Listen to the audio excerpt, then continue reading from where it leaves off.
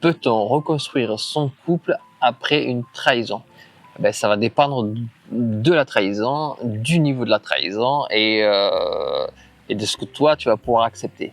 Si c'est une trahison qui est récurrente depuis longtemps, là ça risque d'être compliqué parce que ben, derrière ça entraîne des choses en fait, ça entraîne une perte de confiance en l'autre et des fois en soi aussi. C'est ça le plus compliqué à gérer, c'est de réparer après la perte de confiance en soi vu que l'autre nous a trahis.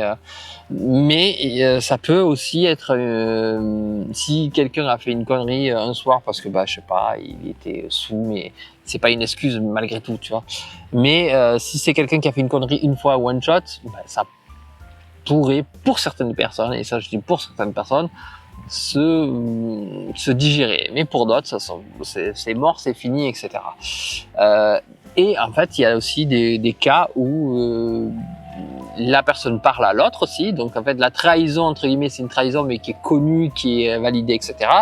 Et les deux personnes vont trouver un terrain d'entente dans ce schéma-là. Et faire un nouveau schéma. Et c'est là où c'est intéressant pour ces personnes-là, c'est qu'ils vont inventer un nouveau schéma qui va leur correspondre et ça va marcher.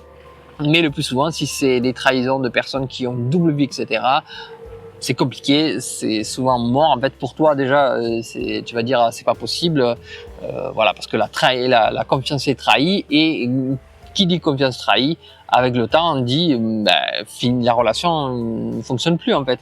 À la base, quand tu es en couple, tu as un système qui t'as envie d'avoir confiance en l'autre et te reposer sur l'autre. Et là, tu peux plus te reposer sur l'autre parce que l'autre t'a menti, l'autre t'a trahi et donc c'est fini, c'est mort.